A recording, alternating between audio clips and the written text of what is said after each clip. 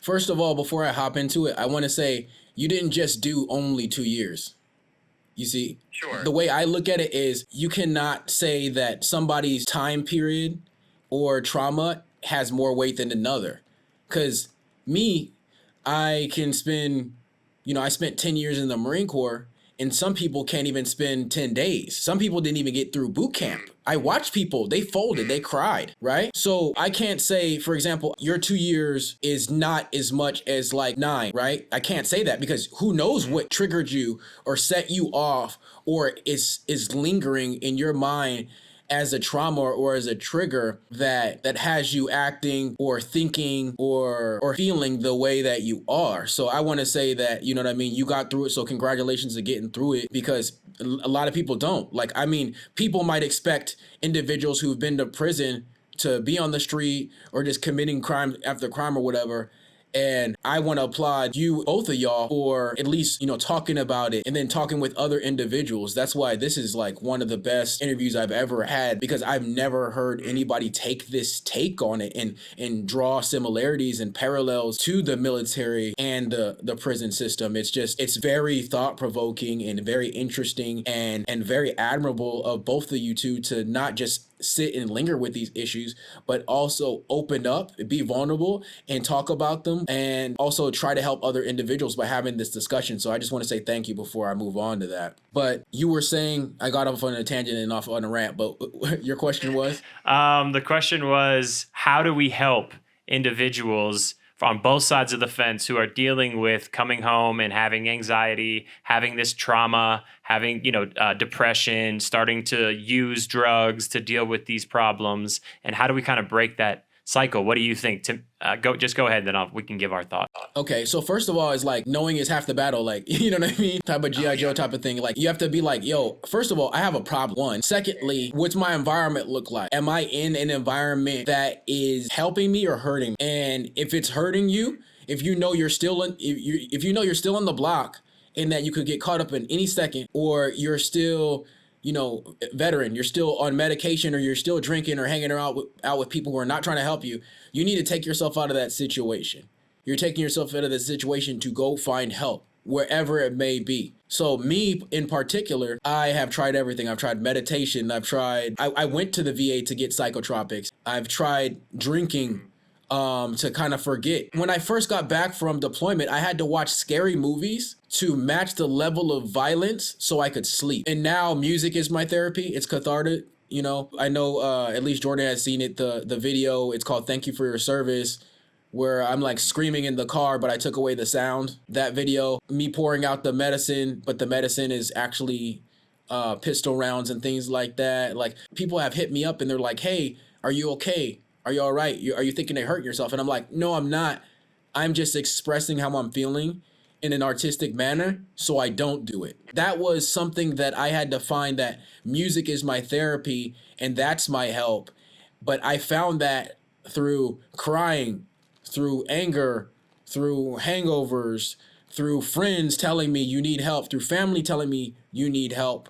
And I found that because I realized I needed help, and then I went to where I needed help. And then I also realized that some people who I was calling my friends were not really my friends, because they, one, were either not helping me, or two, they want to be in the same situation. And if it was one of those things, I had to get out of that situation. Sometimes the people you think are your friends are not your friends.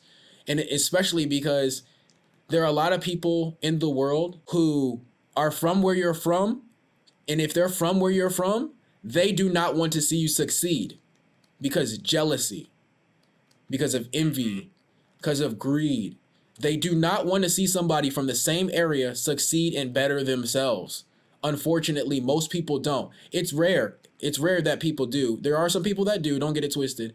But most people don't want to see you come up from the hood and make it and be successful. And because if you come up from the hood and you're successful and then they're not, you are a constant reminder of their inaction, their inactivity, their laziness, whatever you want to call it, however you want to label it. You are a reminder that you worked harder than they did, and that they could have done it, but they didn't do it. So sometimes you have to separate yourself from those individuals to get where you need to get. I mean, they say it all the time. You have to leave your town to make it, for your town to have respect for you. But that's how you do it. To answer your question on how do you seek help? Yeah, you have to realize you have a problem, change your environment, find your own tribe that actually cares. It seems like you and Jordan have made a tribe of two at least. I don't know if there's any other individuals, but you guys said, "Hey, let's talk about our issues. Let's grow. Let's realize that we do have issues that we have to work on, and let's talk about it with other individuals and help them through problems." And you guys have found your tribe. Me, I found my tribe through music, through hip hop. I was like, "Yo, I don't care if you're black, white, brown, whatever. If you want to practice this culture of hip hop, if you want to spit bars with me, if you want to get some stuff off your chest, it don't matter where you are or how you grew up or what you think politically, social, economically. If you love hip hop, I love you too. Let's go."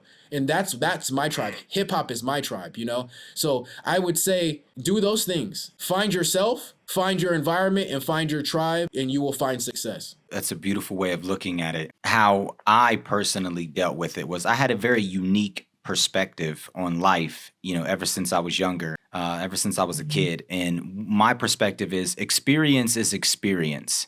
And we personalize experience too much instead of just being like, if we was in a virtual reality, like headset, a game, and we went through this whole experience. When the game ends, you put the headset down and you just walk away with the lesson.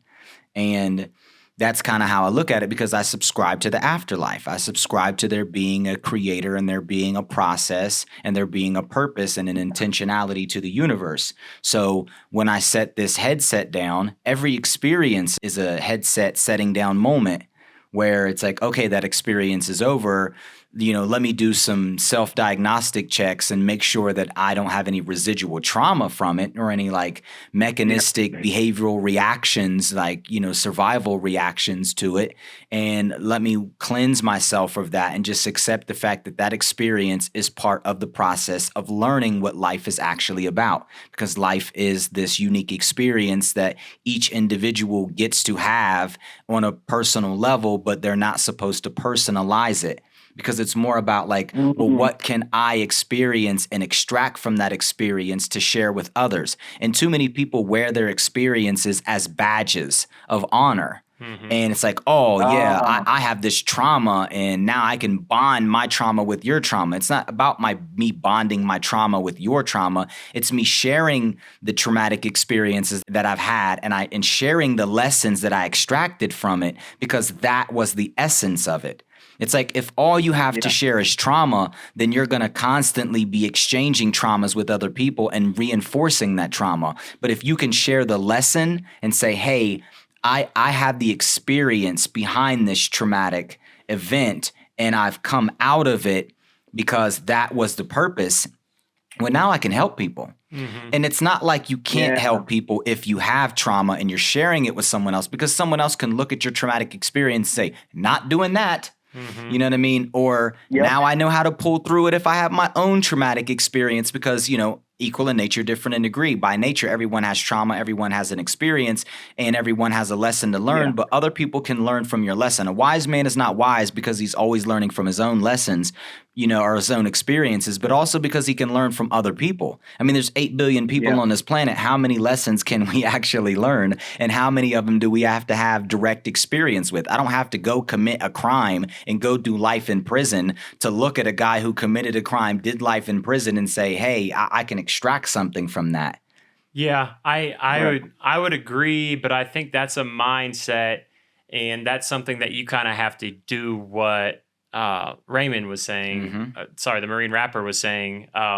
In order you can say Raymond. Okay, what Raymond was saying, in order to get to that mindset, it's kind of one of those things where some people are fortunate enough to kind of be born with it or grow up in a situation to where that's just how their mind works. And I'm all about accountability. That's my number one motto. So I do think that if you're out there and listening right now and you think it's somebody else's fault, why you feel the way that you feel, and you're drinking every day and it's because of your trauma as a kid, it's because of the trauma, because of the military, then I encourage you to say, no, it's because of the choices that I've made. Because as soon as you say it's because of what I did, you can change it. As soon as you say, Yep. it's not my environment impressing upon me, Mhm. because I can't change that. I can go somewhere else. I guess you could technically. But once you internalize that and say, it's me, I am the problem. How do I fix this problem? Now you can remove yourself from that trauma. You can go get help. You can, if you need medication, we're not big on medication, but if you need it, you take it until you don't need it. If you need a stable dose the rest of your life, you take it, because it's all about that accountability and finding that peace, and not constantly, when you're in a fog of blame, or you're in a fog of like a drug induced fog, it's hard to see Yeah. clearly. So you got to get to a point of clarity, and you can have moments of clarity inside the fog. If you're watching, I hope this is one for you. That this is a moment of clarity of you saying, okay, I need to put the bottle down. I need to start taking accountability for my actions, because you can have a healthy and happy life if you say, I can have that life. I can give myself that life, because right now I'm giving myself this current life. And Yes. that would be Absolutely. my advice. Yeah. And to go even further into that, because I like this discussion, there are a few things that can help you eliminate some of the stressors, but there's positives and negatives to it all. So for example, one of the things, I'm going to name 4 things that help you deal with stress. And one of them is, do you have any control over it? Because the more control you feel like you have, the less stressed out you are. And then, but a lot of people don't feel like they have control. You know what I mean? So there's positives and negatives to that. It's like, well, how much control do you actually have? And, if you subscribe to God, like I subscribe to there being an ultimate intelligence. So it's like, I don't have any control in that sense, but in the sense of me being me, I have all the control. So in one sense, I have all the control, like Trent was saying. In another sense, I have none of the control, but that's good, because that means that somebody else with the higher intelligence is in control and I'm okay. You know what I mean? As long as I take responsibility for my part in this system of ultimate control. And then the next one is it predictable? You know what I mean? So some people, if they can predict a stressor, then they can prepare themselves for it. But the problem with that is, if you can predict it for a time, like some people are less adept at being able to accept it because they can predict it. It's like, if I can predict it 10 seconds ahead, then maybe I can deal with it. But if it's like, 10 minutes down the line, I know somebody's going to shoot me in my head, or I know that I'm going to get into a fight, or I know that I can't pay my bills, or whatever it is, equal in nature, different in degree, from the highest to the lowest, that might be harder. But once again, I always bring the creator back into it. And I'm like, well, I can't predict it ultimately, but the creator has done all the predictions for me. Like life, it's all inevitable. So now I just have to learn to accept the inevitability of it and appreciate the voyage, the experience, and all the little things that come along with it. And then another one is, well, do I have an outlet? You know what I mean? Like, do I have can I exercise? Do I have musicality? Do I run? You know what I mean? Like, what am I doing? Do I play games? It's like, you got to find an outlet and something. But the negative is, well, what if your outlet is negative? What if your outlet is alcohol? Healthy. Okay, well now, you need a healthy outlet, because if your outlet is alcohol, now you're decreasing your brain volume, structure, functionality. Optimization, you know what I mean? Like if it's marijuana, it might be good for a time, it might be good periodically, but then it might have negative impacts on your memory. You know what I mean? Like, or like your functionality once again. So you got to have a positive outlet, and then the last one is support. Yeah. Like you were saying, Raymond, what is your support system? If you're being supported by people who only support violence, then you're going to most likely perpetuate violence.